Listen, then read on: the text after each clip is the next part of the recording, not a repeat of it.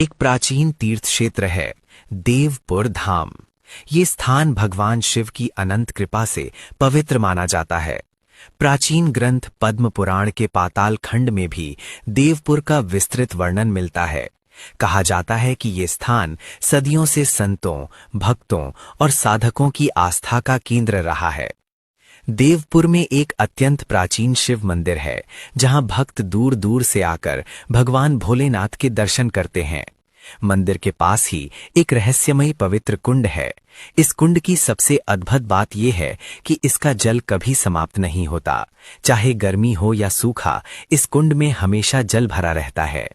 लोग कहते हैं कि इस कुंड में सर्पों का वास भी है, लेकिन आश्चर्य की बात यह है कि वे किसी को नुकसान नहीं पहुंचाते। गांव के बुजुर्ग मानते हैं कि ये सर्प स्वयं भोलेनाथ के दूत हैं, जो इस पवित्र स्थान की रक्षा करते हैं। हर वर्ष यहाँ भव्य मेला लगता है। आसपास के कई गांवों और शहरों से हजारों श्रद्धालु देवपुर धाम आते हैं। मेले में भजन कीर्तन, पूजा अर्चना और भगवान शिव की महिमा का गुणगान होता है। पूरा वातावरण हर हर महादेव के जय घोष से गूंज उठता है। कहते हैं कि त्रेता युग में यहाँ राजा वीरमणि का राज्य था।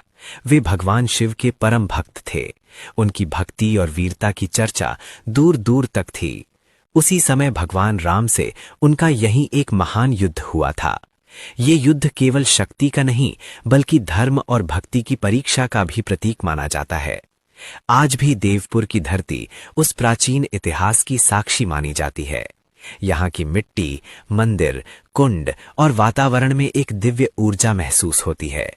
जो भी भक्त यहाँ आता है, उसके मन में शांति और श्रद्धा भर जाती है।